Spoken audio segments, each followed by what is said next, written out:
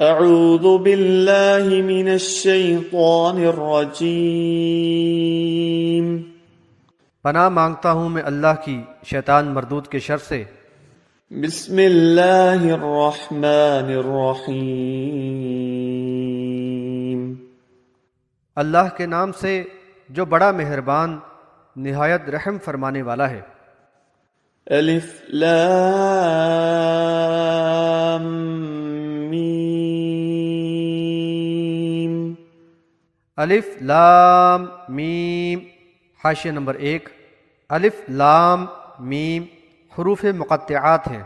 قرآن کی 29 صورتوں کی ابتدا میں حروف مقطعات آئے ہیں۔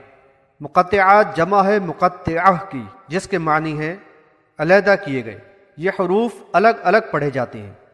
قرآن یا صحیح احادیث میں ان کی کوئی وضاحت نہیں کی گئی، اس لیے ان کی تعویل کرنا مناسب نہیں۔ ذلك الكتاب لا ريب فيه هدى للمتقين۔ یہ وہ کتاب ہے جس میں کوئی شک نہیں، ہدایت ہے پرہیزگاروں کے لیے۔ حاشیہ نمبر 2۔ قرآن کتاب اللہ ہے اور ہر قسم کے شک و شبہ سے بالا تر ہے۔ سورہ الف لام میم السجدہ میں بھی اس بات پر زور دیا گیا ہے۔ حاشیہ نمبر 3۔ بلا شبہ یہ تمام ہی انسانوں کے لیے پیغام ہدایت ہے بحوالہ سورہ البقرہ آیت نمبر 185، لیکن اس سے صحیح معنوں میں فیض وہی حاصل کریں گے جن میں تقوی کی صفت ہو، جو اللہ کے عذاب سے ڈرتے ہوں اور آخرت کی پیشی اور جواب دہی کا پورا شعور اور احساس رکھتے ہوں، اور یہی احساس ان میں رائے حق کی تلاش کے جذبے کو ابھارتا ہے۔ جو کوئی ہدایت کا متلاشی ہو، اللہ تعالیٰ اسے رائے ہدایت دکھا دیتا ہے، اور جو تلاش کی بات پاتا ہے وہ اس کی قدر بھی کرتا ہے۔ الذين يؤمنون بالغيب ويقيمون الصلاة ومما رزقناهم ينفقون۔ جو غیب پر ایمان لاتے ہیں اور صلاۃ قائم کرتے ہیں، اور جو رزق ہم نے انہیں دیا ہے اس میں سے خرچ کرتے ہیں۔ حاشیہ نمبر 4۔ اب رائے حق پانے والوں کی صفات کا ذکر ہے۔ سب سے پہلی بنیادی اور جوہری صفت ایمان بالغیب ہے۔ غیبی معاملات وہ ہیں جو ہمارے ادراک و حواس کی پہنچ سے باہر ہیں، مثلا وجود باری تعالی، ملائکہ اور جنت و جہنم وغیرہ۔ ان کا علم انبیاء علیہ السلام کو وحی کے ذریعے عطا کیا جاتا رہا، پھر ان کے ذریعے انسانوں کو حاصل ہوتا رہا۔ انبیاء علیہ السلام کی دعوت کو حق مان کر آمنا کہنا ہی ایمان بالغیب ہے، اور ان کے احکامات پر پوری طرح عمل پیرا ہونا اسلام ہے۔ ایمان کے سلسلے میں یہ بات ذہن نشین کر لی جائے کہ اللہ تعالیٰ کو ایمان خالص مطلوب ہے، ایسا ایمان جو ہر قسم کی شرک کی آمیزی سے یکسر پاک ہو، ہر قسم کی عبادت، استعانت و استمداد یعنی مدد چاہنا، نظر و نیاز، مافوق الاسباب دینا یا چھین لینا، نفع و نقصان کا اختیار صرف اور صرف اللہ تعالیٰ سے ہی وابستہ ہو، کسی اور سے نہیں۔ عبد و معبود کے درمیان واسطے اور وسیلے کی کوئی دیوار حائل نہ ہو۔ پھر اس کا عملی تقاضا یہ ہو کہ اللہ کے سوا کسی کو بھی مدد کے لیے نہ پکارا جائے۔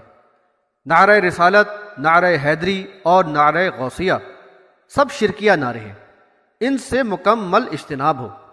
اسی طرح تعویذ، گنڈے، کڑے چھلے اور ٹونے ٹوٹکے وغیرہ میں نفع نقصان کا عقیدہ رکھنا شرک سمجھیں۔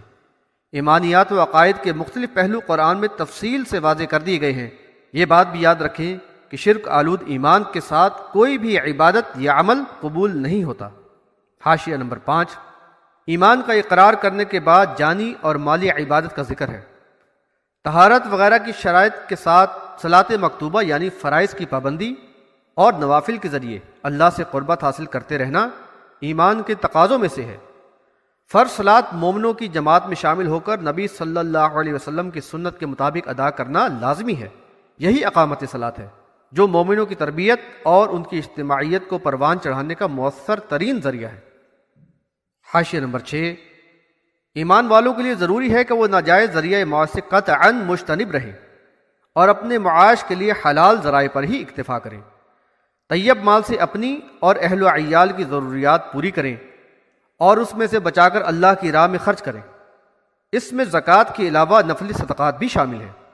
والذين يؤمنون بما أنزل إليك وما أنزل من قبلك وبالآخرة هم يوقنون۔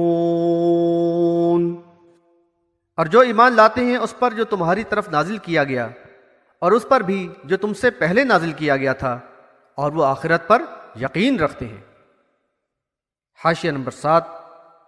ایمان کا تقاضا ہے کہ پچھلے تمام انبیاء علیہ السلام اور ان پر نازل شدہ کتب کو برحق مانیں، لیکن آخری رسول محمد صلی اللہ علیہ وسلم پر نازل شدہ شریعت ہی کا اپنے آپ کو پابند سمجھے، یعنی قرآن اور نبی صلی اللہ علیہ وسلم کی سنت کی پیروی کو لازم سمجھے۔ حاشیہ نمبر 8۔ ان متقی ایمانداروں کی امتیازی صفت یوم آخرت پر یقین ہے، جس پر ان کی سیرت و اخلاق کی تعمیر ہوتی ہے۔ آخرت میں جواب دہی کی فکر ان کو خواب غفلت کا شکار نہیں ہونے دیتی، اور حساب کا خوف ان کو راہ حق میں فعال اور سرگرم رکھتا ہے۔ چنانچہ وہ مجاہدوں کی طرح جینے اور شہادت کی موت مرنے کو حقیقی کامیابی سمجھتے ہیں، اور اس کامیابی کے حصول کی طلب زندگی میں ان کو چین سے نہیں بیٹھنے دیتی۔ ان کی سیرت کے نمایاں پہلوؤں کا ذکر سورہ الرعد آیات 20-22، سورہ المؤمنون آیات 1-9 اور سورہ الفرقان آیات 63-74 وغیرہ میں کیا گیا ہے۔ اولئک علی ھدی من ربہم واولئک ھم المفلحون۔ یہی لوگ اپنے رب کی طرف سے بھیجی ہوئی ہدایت پر ہیں اور یہی لوگ فلاح پانے والے ہیں۔ حاشیہ نمبر 9۔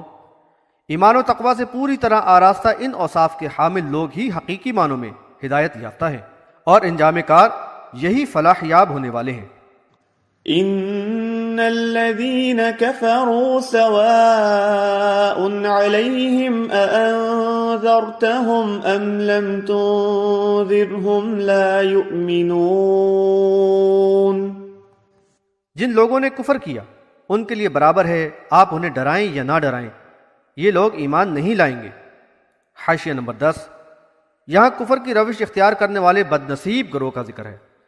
دراصل ایمان لانے والے وہی لوگ ہوتے ہیں جن کے دلوں میں دین حق کے لیے تجسس ہو، جو حق کے متلاشی ہوں، اور کائنات کے مشاہدے نے ان کے دل میں آخرت کا احساس پیدا کر دیا ہو، بحوالہ سورہ آل عمران آیات 190 اور 191۔ ایسے لوگوں کے دلوں میں آخرت کی جواب دہی کا خوف ان میں تلاش حق کے جذبے کو ابھار دیتا ہے۔ چنانچہ دعوت حق جب دلائل سے بھرپور ربانی کلام کی شکل میں ان کے سامنے آتی ہے تو وہ اسے بلا جھجک قبول کر لیتے ہیں اور پوری طرح اس کا ساتھ دیتے ہیں۔ اس کے برعکس لذت کام و دہن کے رسیا خواہشات کے بندے بن کر دنیا کے رنگین و پر لطف ماحول میں سرمست و مگن اور یوم حساب سے غافل ہو کر دنیا کے مفادات حاصل کرنے میں ہی لگے رہتے ہیں، بحوالہ سورہ یونس آیت نمبر 7۔ وہ اس دعوت حق کی طرف رخ کرنا بھی گوارا نہیں کرتے، بلکہ آبائی تقلید اور اکابر پرستی ہی میں راضی اور مطمئن رہتے ہیں۔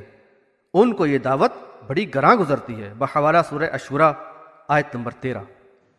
ختم اللہ علی قلوبہم وعلی سمعہم وعلی ابصارہم غشاوہ وَلَهُمْ عَذَابٌ عَظِيمٌ۔